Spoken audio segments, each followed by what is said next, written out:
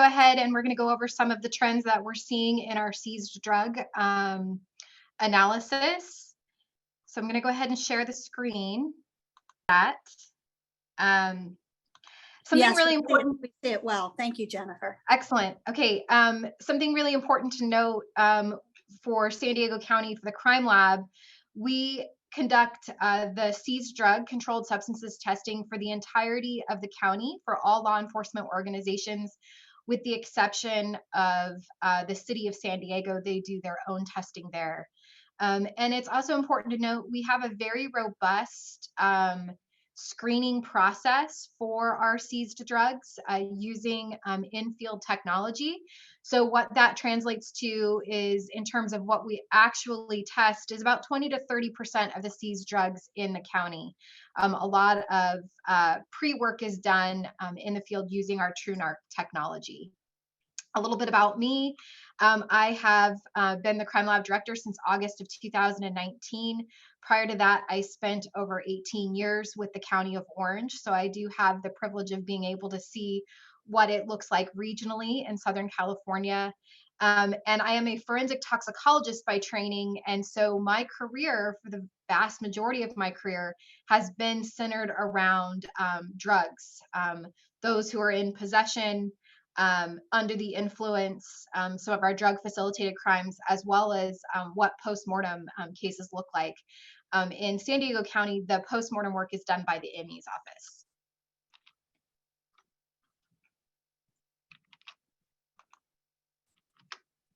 Okay, so this is for the first 9 months of 2021, just to give you a snapshot of what has been seized and confirmed by our controlled substances analyst. This is prepared by one of our great analysts, Chris Vance. And we are seeing that methamphetamine continues to be the #1 drug seized in the county. This is very consistent with the West Coast in general. Now, methamphetamine in our South County is #1 in terms of seizures, but fentanyl is ever growing, as we are also seeing from our death data as well at the medical examiner's office. Fentanyl has actually outpaced methamphetamine in North County, so something to keep in mind. Not surprising that heroin has decreased, and that's because fentanyl has really replaced it. And an important note that we are seeing some increases in cocaine. We do believe that that is related to some political changes in the countries that are manufacturing cocaine. So we are seeing more of that trafficked. We always like to highlight some of the other drugs to keep into consideration that we see not only in combination. We have a lot of polypharmacy users, but things to know, especially for our youth. We see quite a bit of Xanax abuse. And obviously we're seeing a decrease in marijuana. And then another really important one is floral fentanyl, which we believe is a result of some manufacturing changes in the synthesis of fentanyl. So this is just, it shows how quickly we have to change course in terms of our capabilities and our testing and our technology. And those are investments that the Sheriff's Department is making here at the crime lab. We dive a little bit deeper into our novel psychoactive drugs and our fentanyl analogs. This is where we really track emerging drug trends. Keep in mind, when dealing with drug trends, we really kind of see a lot of trends occur first in Australia, Russia, the UK, and then we will usually see them on the East Coast before they make their way west. Methamphetamine is the exception to that, but we are fortunate enough to be able to track some of the emerging trends, especially the new novel psychoactive drugs, because they tend to make their way west. And so we have that ability. You'll see the floral fentanyl has definitely emerged, and we have numerous synthetic benzodiazepines that are listed here. We still are seeing things like synthetic cannabinoids, and bath salts, which is some of the cathinones. And we do have a couple of emerging new opioids that I know that Ed is keeping a really close eye on. We do use this information, especially with the fentanyl analogs, to understand how things are being synthesized. It does give us some idea about what happens there. And some of the international trends allow us to know kind of how things are going to be synthesized and things like precursors and other toxic drugs that we need to keep an eye on. A little bit more about fentanyl. It's important to note, I have had the opportunity to actually track fentanyl again, starting when I was in Orange County since about 2015, and watching that trend in all types of cases that come into the crime lab, not just the solid dose drug itself. We've originally saw this primarily in pills, and acetyl fentanyl was what we were seeing very early on. That has definitely changed. And fentanyl was a lot of times by itself. We've seen that change as well. Obviously, we're seeing a lot of the floral fentanyl. We have a couple of their analogs. But the important thing is in 2021, to date, we've already had 70 seizures that contain both methamphetamine and fentanyl. So as a toxicologist, it's important to note these are two very different drug classes. We don't expect cross tolerance from these drugs. And so certainly the lethality of mixing some of these compounds with drugs that are not similar, that the body has not seen before, can be pretty problematic. It's not unusual for us to see stimulants and opioids together, but the methamphetamine has definitely, we are seeing some changes. And at this point, most of the fentanyl and the fentanyl analogs that are coming into us are coming in as powder as opposed to pills. Now, we still see plenty of pills, and I want to note that the most common counterfeit pills that we see are M30s, OC80s, and Xanax 2s. And all of those have been documented as containing fentanyl. But the fact that we're now seeing seizures that contain both methamphetamine and fentanyl, that has been an interesting change as of this year. Really quick, because this is the Meth Strike Force, but I do want you to be familiar with these in terms of prevention and education. That is why I think it's really important that the crime labs share this data, is that you are familiar with some of the other drugs and how they're coming in.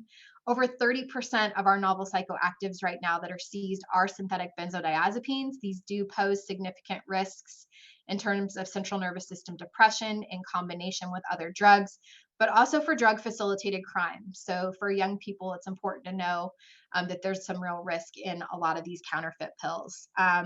Flualprazolam was the most common, although we're seeing some other ones. And this trend really started with atizolam. Some of these drugs are approved in other countries. Flualprazolam is not one of them. The last one I want to note, just so that you know that marijuana and some of its cannabinoids have not gone away, is delta 8 THC. This is something that is fairly new to our county, but is more common in some of the states that have not legalized. It can be converted from CBD, which is not expected to really cause a whole lot of toxicity. It's about 2/3 as potent as Delta 9. It can be converted at high temperature and with a catalyst and solvent. We have seen it in San Diego County in vape pens.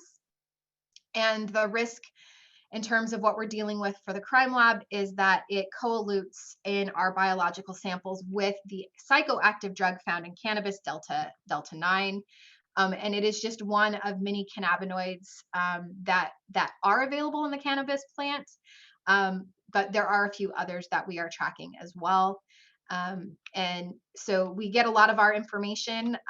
These are some examples that are available in head shops and other opportunities for folks to access this. And we do get a fair amount of information. I know Ed can confirm on some of the user websites, including Reddit, to give us some insight into how people are using some of these drugs. As you know, my name is Ed Byrne. I've been with NTF Team 10 since its inception in July of 2018. Since then, we've kind of transformed ourselves into a really kind of a honed unit on focusing on fentanyl-related death. That gives us this ability to kind of see firsthand, real time, what we're dealing with on the ground as far as fentanyl, different trends and how they kind of overlap with each other. And by doing that, we're able to kind of get really good information out to people, whether it's in the health resources department, whether it's in law enforcement, interdiction internationally, we can kind of see this trend as it happens. We test on the scene. Myself and the other HSI agent carry MX908 devices, which are mini mass spectrometers, same types of things that you'll see in Jennifer's lab, except a lot smaller and more compact. And it really kind of helps us to see what type of trend we focus on, and where we saw where meth really began to cross over into the world that we were dealing with deaths related to fentanyl. Let me pop my screen up and I'll get this presentation in. So the mission statement for Team 10, when we were created, we were develop and deploy this team. Since we were kind of starting from scratch, we had a little bit of help kind of looking around the country. There were some smaller pockets of this. There were more like police departments who had developed small units that dealt with certain overdose cases where they were having problems. Milwaukee, Baltimore, Washington. A lot of them then fell under HIDA. We are a HIDA-funded team. We couldn't say more complimentary things about HIDA here. Dave King and his crew have given us everything we've ever asked for. They are extremely open to anything that we can do that kind of transforms our ideas into functional aspects on the ground to make investigations go smoother. We become a really big training unit around the country, just through different departments. As you all know, this number has just kind of increased exponentially for death. And so now a lot of municipalities, a lot of state entities, federal resources around the country, they're all trying to kind of clamor together. And luckily, we've been up and operating for 3.5 years. So we have a lot of information to give. We don't want people to reinvent the wheel. And from that, we've also kind of really emerged in a whole slew of different departments. And the big issue has been testing for fentanyl in the field. And, for decades, we dealt with NIC kits. Any officer could run a NIC kit test during a vehicle stop or anything along those lines. And, with fentanyl kind of introduced into the market, we lost that ability. Everybody kind of backed off from field testing. And now there is just this huge push in research and development and safety handling to come up with different apparatus. They're very expensive for the most part. That keeps the operator safe and the ability to still conduct those tests and move a case forward presumptively from its initial contact. We have kind of incorporated new things that we've learned on the way, new entities here in the county. We have an incredible relationship with San Diego Fire's Engine House 45, which was down there across from the old stadium. That is kind of ground zero for the county's hazmat response and the HURT team. And we train with them and we work with them in ways to try to figure out what can we push forward to the state. The state is kind of lacking in a lot of places. One is in the criminal perspective for dealers, and the other half is kind of just in this whole safety issue, things that we've identified along the way. And on the Fed side, mostly at HSI, we're dealing with a lot of things with the precursor movement around the world, and then different entities in the intelligence world and Department of Defense, where once again, we're talking about kind of this detection range. This goes back to where methamphetamine kind of originated out of San Diego County. It got pushed into Mexico for the mass super labs. And then we were chasing chemicals. To this day, we still chase chemicals in almost all the different drug manufacturing.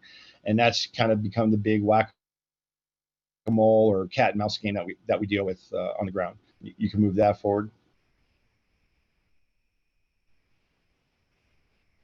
So this is what our team is made up of.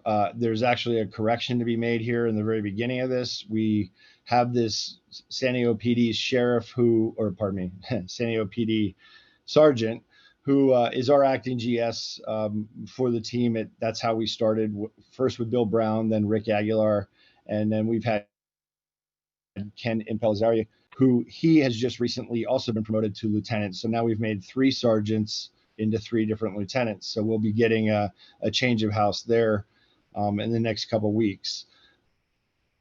When we started, we had the 4 DEA agents, the 2 HSI agents, of course, are in here, FBI. The NCIS agent is more, we're there to assist them. When they come off the base, the Posse Comitatus Act comes into play. So they need other federal partners or local partners to assist them kind of in pushing after the seller. We do have a big problem with that here in the county, both at Camp Pendleton and 32nd Street. So we've seen this, fentanyl itself does not really discriminate in any capacity. It kind of kills across the board. It really doesn't matter the race, the religion, the sexual identity. Doesn't matter what your job is. If you're homeless, whether you make $1 million a year, it's just an indiscriminate killer. We have the San Diego PD detective, and then we have the Lisa Almond. She was also an original team member with me from the California Department of Healthcare Services. The district attorney's office has given us a DAI. We got Colt Whistler out of that. We have a DEA analyst. We have National Guard assets, and we also have some assistance from HIDA personnel from the National Guard. They've helped us with OD maps and getting caught up in some of our older cases going back to 2018. So we were caught up in the maps.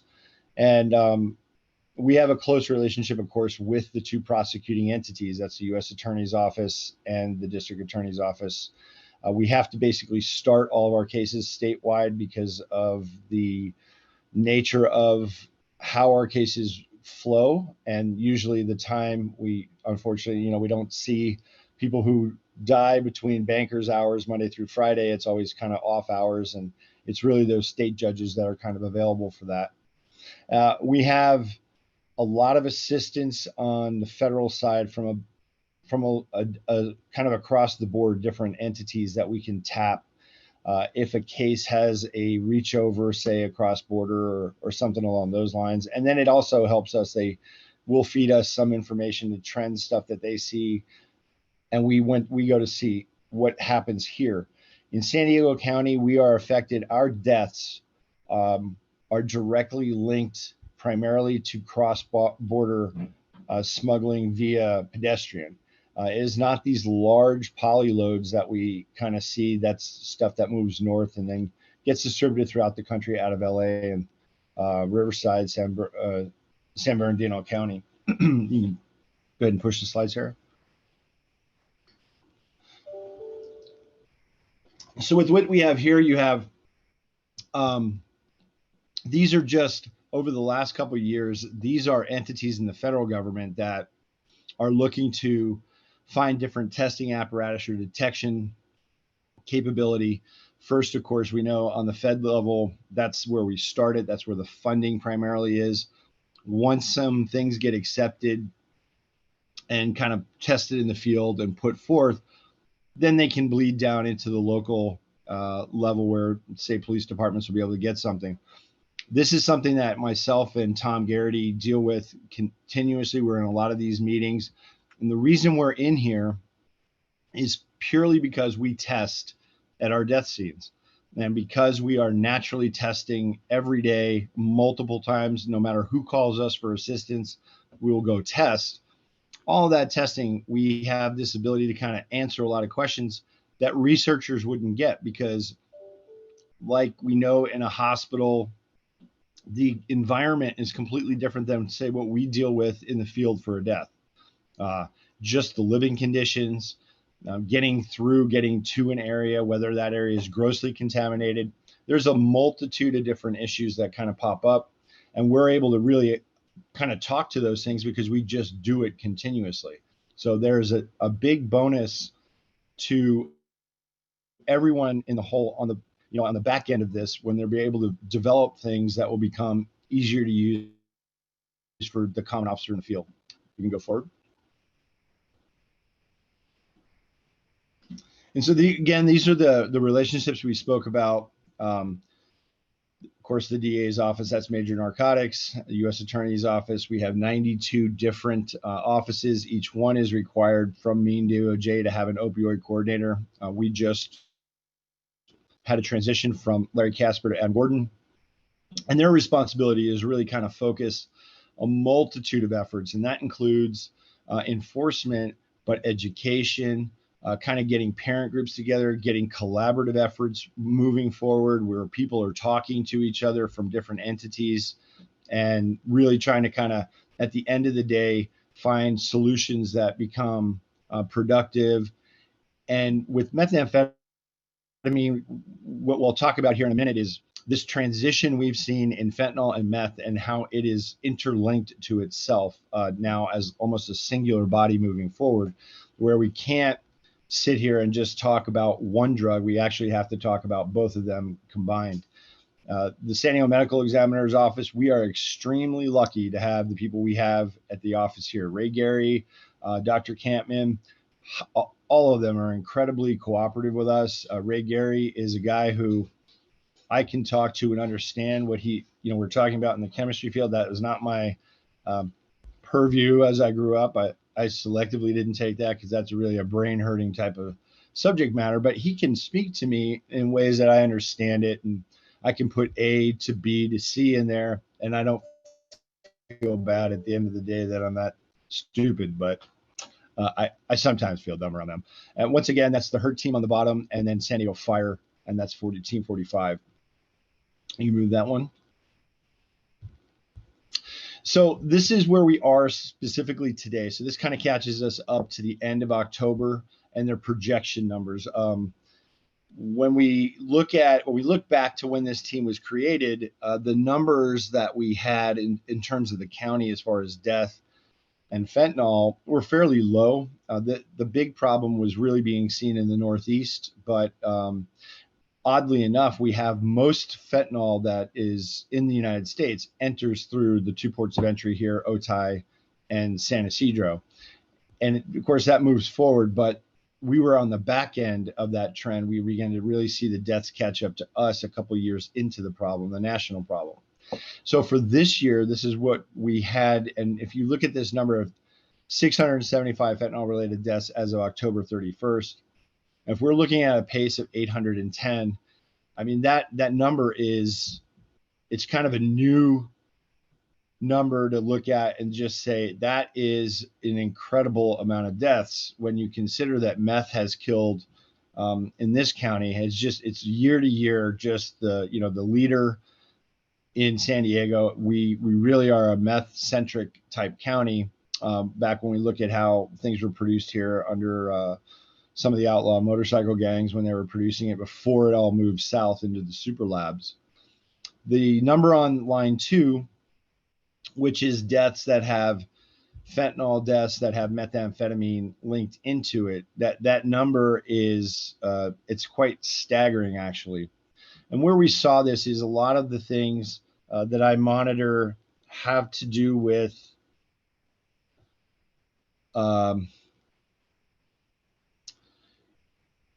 methamphetamine is its own stimulant drug, and drug users or drug addicts, people who have an addiction problem, they will link to a type of drug because it is that type of response they get from the drug that they kind of seek. And we know that these are on two opposite ends of the spectrum, methamphetamine and fentanyl.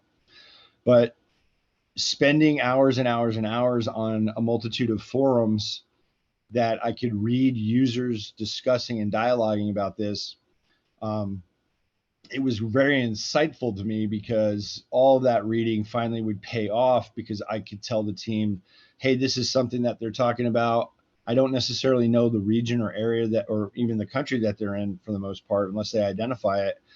But the big thing was trying to get a stimulant into it. So meth was being spoken about well before we saw it here going into fentanyl. Now, originally, we used to see it in testing some in our deaths in bags, but a lot of that was cross-contamination issues. Drug dealers may use their scale, but they don't clean their scale between uses.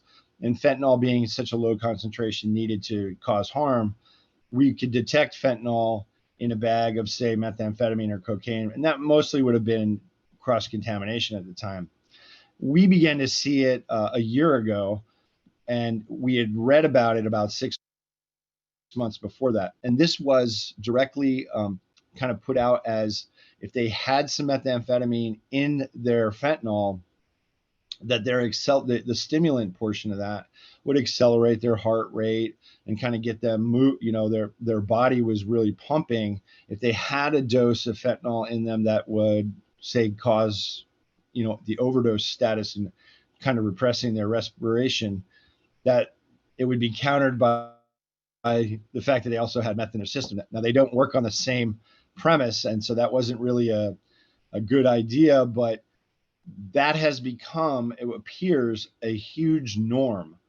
And the reason we are kind of perplexed by this is it has grown exponentially. If you look at that number, so you're talking about 60% of those, of the 675 confirmed deaths already, we do not see the drugs cross the border mixed in any capacity. So methamphetamine smuggled by the cartels and the drug trafficking organizations, it comes as methamphetamine, 99% pure, sometimes 98, but it does not have another drug in it, say, fentanyl, and vice versa. The fentanyl does not contain meth. So that means that that is something that's being done here on the north side of the border, and we're trying to make law enforcement kind of aware to pay attention to people who may be the mixers, because if a person who uses methamphetamine, for example, goes and gets a bag from someone, and they of course are not looking for the high or the low technically of fentanyl, the down or the depressant, and they're doing the line or they're smoking the amount of methamphetamine they normally do for their high, and they have one that has fentanyl in it, this is going to be most likely a fatal episode, because the dose would be so high and they have a zero tolerance for fentanyl. And we do not see in any of these phones of any of the decedents where we have all this mixture, we don't see them using terms that would identify that they're looking for that substance. So we don't see, for example, most of us are familiar with the term of speedball. Heroin and cocaine was the mixture, so you kind of got the two different highs through it. We don't see that verbiage at all. So where that demand comes from and where the need for someone to mix those two drugs together, I think it's just a copycat. They're rolling off of it because we don't see people asking for it. The parafluorofentanyl that Jennifer was talking about, this was a transformation that we saw during COVID. We had done some things internationally to try to do some disruption. We know that the supply, and as you are all aware, the supply lines were severely hampered along the line in different capacities. And so where we saw this pop up was with parafluorofentanyl and fentanyl. We saw it always mixed together, the two. In some cases, eventually parafluoro was heavier than what we saw with the fentanyl mixture into it. But this is only really one chemical precursor in the synthesis. There's only one difference in there, and that was like the removal of aniline to the parafluoroaniline, and that's it. The strength of the two are roughly the same. One is not much stronger at all than the other, so they're essentially equal. And this may have been a supply issue where they went out and went on the shelf. They just found essentially another brand of aniline to kind of put in there. But these are the clues that we look for, because these are the kind of the ways we can see where they made their turn and then maybe catch them and be much closer to them when they make their next turn. Move that, Amy, or Sarah, sorry. So these are the slides that came from the medical examiner's office, and we look at this incredible acceleration of death. So 2018, if you look down there, that is our 92. That is when we started. And every year, Team 10 has made a lot of significant arrests and put people away for very extensive sentencing. And the acceleration of the deaths has continued to just climb, which shows you that fentanyl, and I'll explain in a couple of slides, is much akin to methamphetamine. It is so saturating now in our drug supply that now we don't have like small veins of product moving through. It's just like everyone is pushing it up. So you can, this death, this is rocketing up. We're out of really that lockdown stage for quite some time, and the deaths don't slow down. Sarah. Just another look at it for all of these just kind of going back in time, and you just see that you had a constant number, and that influx in 2017 was just, that was the tipping of the scale, and that acceleration upward it's really kind of mind-boggling. Sarah. And so this was the monthly breakdown. And I'll just say that where we found a very unique thing that took place, we look at the month of May. And in the month of May, this is just before the state of California is going to relax its COVID restrictions. So I believe it got pushed off until somewhere around June 20th, when the governor decided to kind of open the state back up and remove a lot of the restrictions for movement and lockdowns for the population. And in May, everywhere and every indicator shows us that May was just an on fire month. It was insanity for us. We had basically a call. We had a death a day, and we had on multiple days at least two. On a good chunk of those days, we had three, and about 5 or 6 of those days, there were at least 4 deaths that we responded to. A couple of those may have been for the sheriff's department to help one of their detectives or so, but that goes to show you just how many we had. Once we rolled in, and we had one right up to the last day of May. On June 21st, I sat at this same desk, and I had been sitting there looking at the screen, pulling my hair out, trying to kind of figure out where my numbers were. Things didn't make any sense to me. And that was because in June, as of June 21st, we at Team 10 had only responded to a single death, one death call for the city of San Diego in 21 days after having the month of May. We still to this day can't answer the rationale behind it. We have not really gotten back to where we were pre-COVID or during COVID with this steady call outs per week as they were. We get more of an ebb and flow call out response now, which tells us batches may be hotter, things along those lines. The red, of course, is as it's marked on the bottom. These are pending cases. They're probably going to be called fentanyl. They're just waiting for final sign-offs. Sarah. And so these are our profiles. This is kind of what we look at, what we see. We share with everybody that has interest in it, or we think should have some, understanding of what we see out there. This could be an interdiction. It can be in education, the health department, anywhere we can get the information that it may be helpful to someone. And as we talked about earlier, I think Jennifer touched on the fact that there's a lot of powder, and powder is what is killing the people in San Diego now, as compared to 2018. The majority of our deaths, 2018, 2019, were the blue M30, were the fentanyl blue M30. We do see a lot of blue M30s still. A lot of them are getting seized. But what we believe this transformation has to do with is kind of like a simple economics theory. And that is, before, when you bought a blue M30, that is considered like a dosage unit. So you paid for a pill. And that pill coming in around 1.7 milligrams, just under the 2 that starts, can cause death in many people.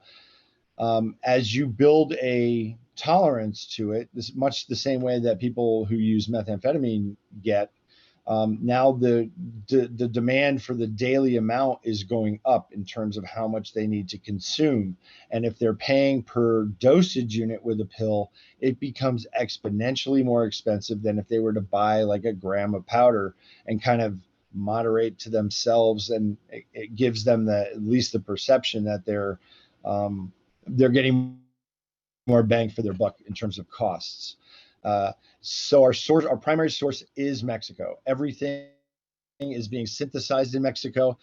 We have watched the synthesized process change dramatically over the last couple of years. 4-MPP was the way I got started with it. That became regulated. The Chinese cracked down on it. We watched distributors in China then move backwards to the next 2 chemicals to put together, and they just kept playing that game with us until about 2.5 months ago. At the port, we began to see fentanyl that was also hitting for norfentanyl. And I had never seen norfentanyl anywhere except in the medical examiner reports as a metabolite for fentanyl, a breakdown in the system. And instead, what we wound up seeing was that if you had, for MPP as the primary precursor to make it, I was always assuming that that was really the bigger method to use. But in actuality, when Janssen made fentanyl the first time and he began his patenting process, he actually created norfentanyl to be the primary precursor. So they went backwards to the hardest, most complex synthesized method, and we think that's where they are today now, producing under that capacity. So, I mean, that's just kind of that, and that's in 3 years we've watched this whole thing kind of move, where meth today is not like meth in the 1990s. The P2P method is out. You have a different form of meth basically on the ground, and that's that playing catch up with the chemicals we talked about.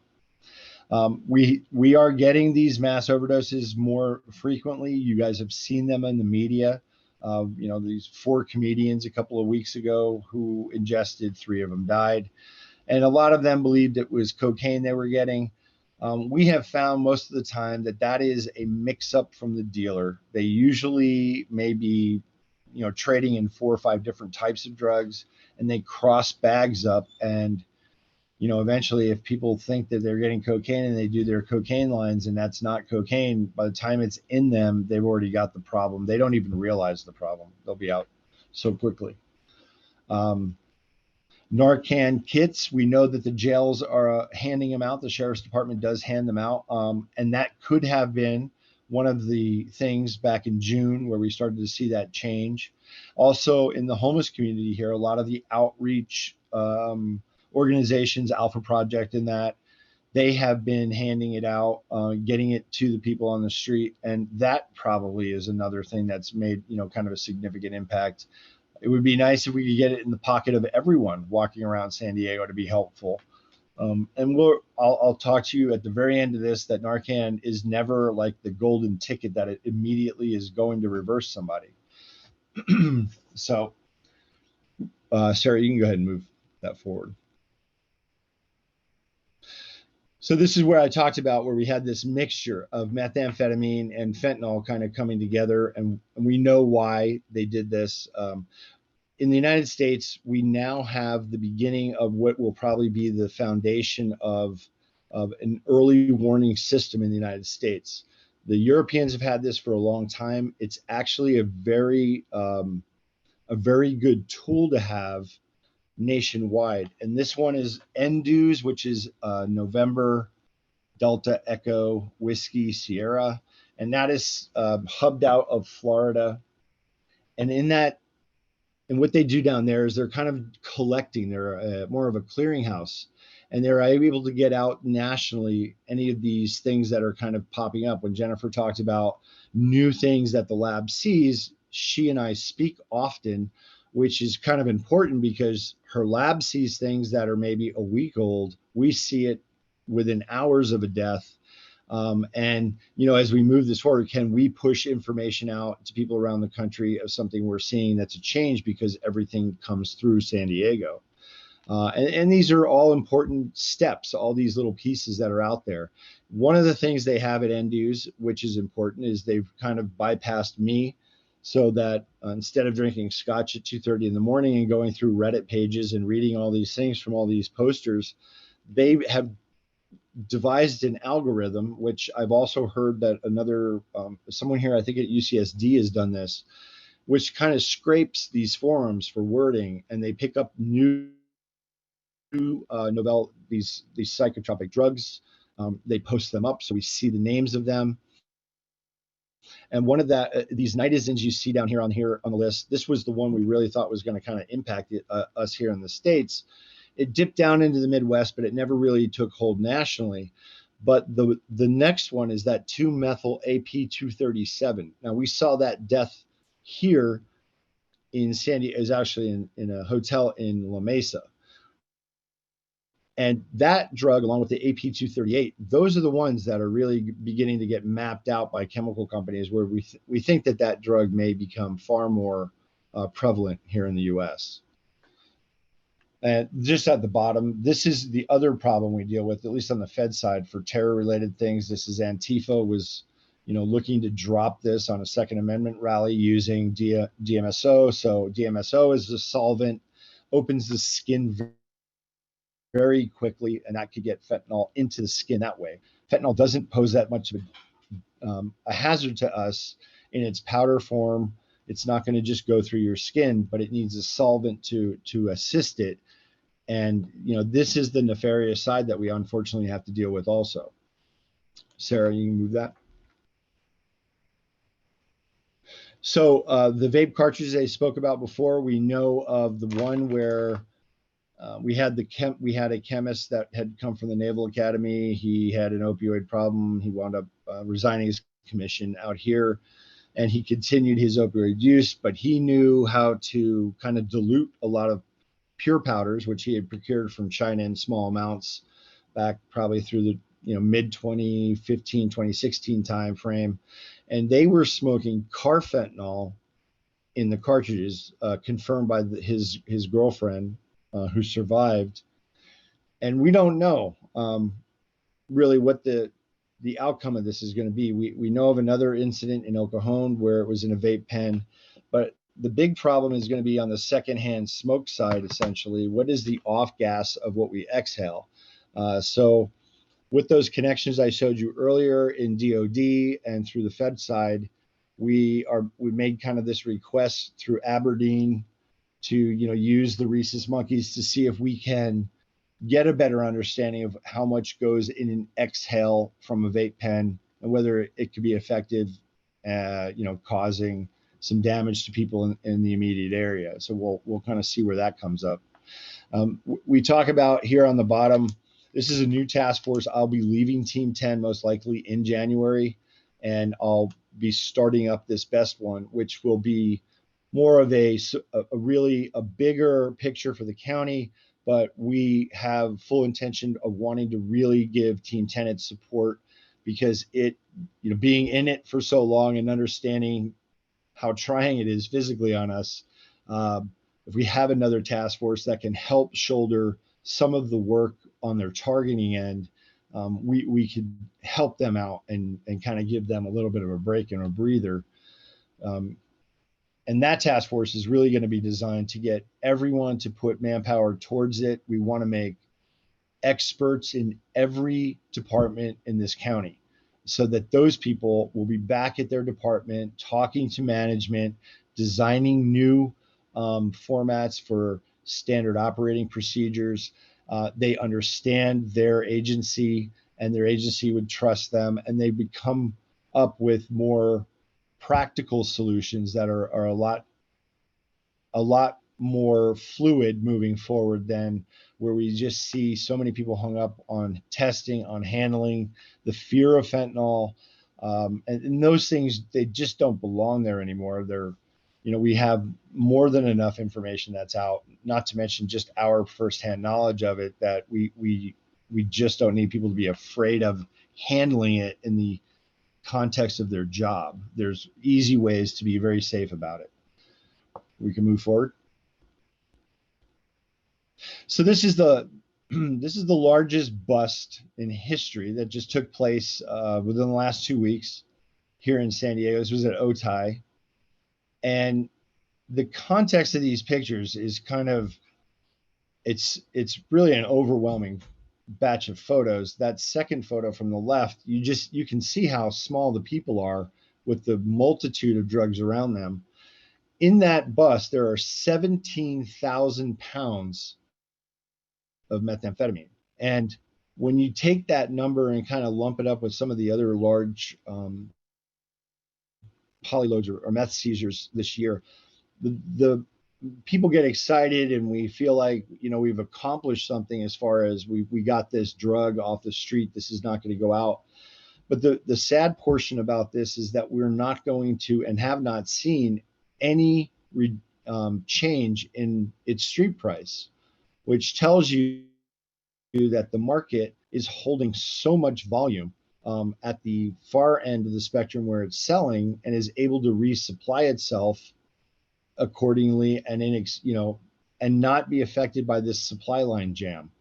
There's 388 pounds of fentanyl in this also. Of that, 100 of it is powder, and the rest is blue M30s, which, when we take the standard weight we use for it, that's 1,800,000 275,000 blue M30s.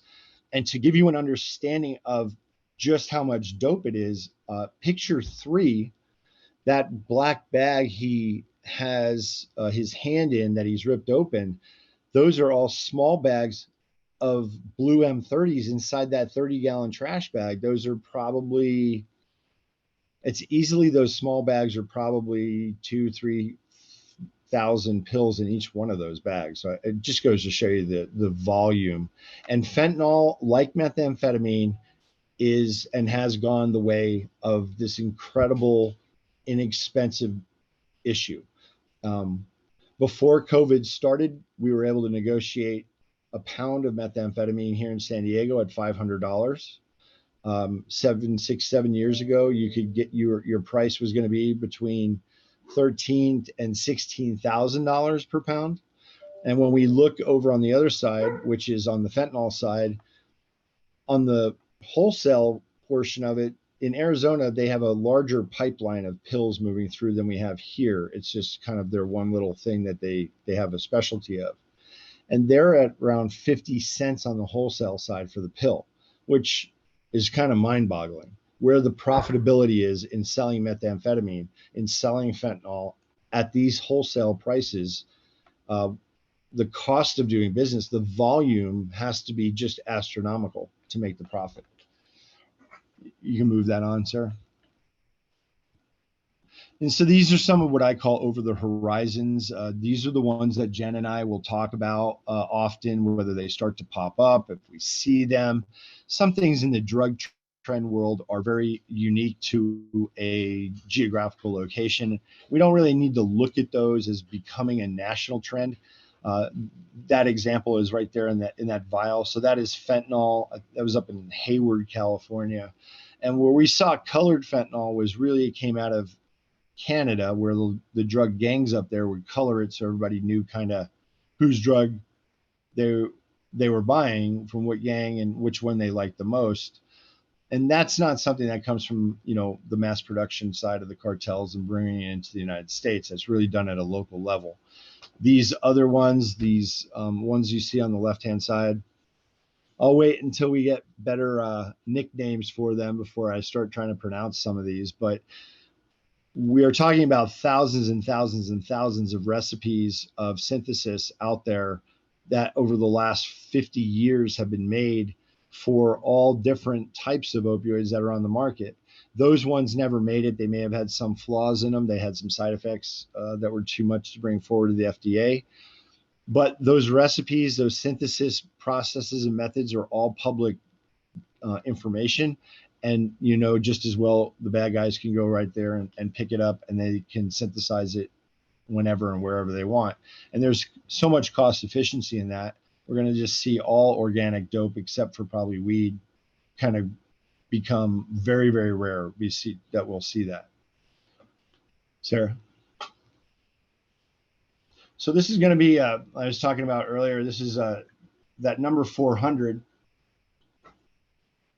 I was stuck on my 399th death response for quite some time. And I know it's kind of a number that when I say it, people take it, everybody kind of takes it differently. It is an astronomical number. That is a lot of people. That I'm not in a world like a pathologist. I'm not in an environment that death is kind of like an accepted part of what your job is, except for Team 10, makes it that way. And to tell federal agents that you would see, you'd have a number like this kind of attached to your career is kind of just really a far stretch. But it is an unfortunate and sad thing that I have it. But where this number really became kind of important was, we have deaths in certain places more frequently than others. Most of it is in kind of these Section 8 transitional apartment complexes, things in the downtown area. So we had responded to a death at one that we've done several in, met the medical examiner investigator. And when I saw kind of the backdrop of the situation of what the death was going to be, I told my partner, Tom, he was going to go in and do the testing and I wasn't going to count it for 400. And so I sat in the car and he started to text me what he was getting inside for doing the test. And so I sat there I was, listening to the radio. He's sending the text, so I'm looking out my front windshield, and a gentleman crossed at the light through the crosswalk. He got up on the curb, and he just happened to be standing right there in the front of my view, and he had a shopping bag in his hand, and he dropped that bag, and he just collapsed like you had taken all the bones out of his legs. He just went straight down like jello. And I just thought to myself, this is nuts. And I got out of the car, so I run over. He is not breathing. I have my Narcan in my right hand pocket all the time, my right front pocket. I dosed him within less than 20 seconds. So around 18-second mark, I dosed him with his first hit for Narcan. The gentleman you see there in the fatigues, he was a guy who was working at Balboa Hospital. He came home, or he came back to walk his dog. And next thing you know, he happens to be there when I'm there, and I'm telling him, we need to initiate CPR. And we had one of the medical examiner, the guy with the green or the gray shirt with his back to us, that is a contractor with the medical examiner's department. They're the ones who pick up the bodies and transport them. And so he gets on with 911. So we initiate this. So we are in full CPR mode. Over the course of waiting for fire to get there, I had hit him with 3 different doses. All those dosage gave me a reaction from him for gasping. But even with atropine and fire on scene, they were not able to get a really solid pulse from him that was steady without, intervention and manipulation through CPR. Transported him to Mercy. We get up to Mercy Hospital about 15 minutes behind the bus, and then we went in, and they had already called him inside. So he was death 400 for me, and this is where we are today. I mean, I'm trying to avoid death, and death came to me. It's just out there now. This is the world we live in. So that is a tough one to bite. You can go ahead and push it, Sarah. So this is my contact info. If anyone needs to reach out to me, I know a lot of you people know me on here, but I'm sure everybody will always have a question or two for me. But the prevalence of that methamphetamine, we aren't going to get anywhere here from me and Team 10 doing all of the work we do. That is not stopping it. It is not going to stop it. There is not one singular entity anywhere that is going to stop methamphetamine or fentanyl. It is a collaborative kind of chain reactive issue where I tell, for example, in HIDA meetings, when I go to different areas of the state in their HIDAs, I ask for very specific people to be in that room. Most of the time, that room has at least 2 to 3 different entities that don't normally talk to each other. They don't technically trust each other. A rehabilitation industry is usually made up of a lot of people who were addicts or are struggling addicts their entire life, but they're there to do good for other people. And on the law enforcement side, we need to lose the stigma attached to the user and just think about saving lives. And so they have to have a common courtesy, kind of like in the Cold War, where you don't want things to get out of hand. We don't need the police calling the rehabilitation side and asking for them to give up their dealers. But if the police are making stops, encountering some new type of substance, whether be it by color or whatever it may be, we can at least pass that on into the rehabilitation side and tell them, hey, let your people know that this is something that new that's popping up. This is much stronger. It is much more dangerous to them if they relapse after they've detoxed.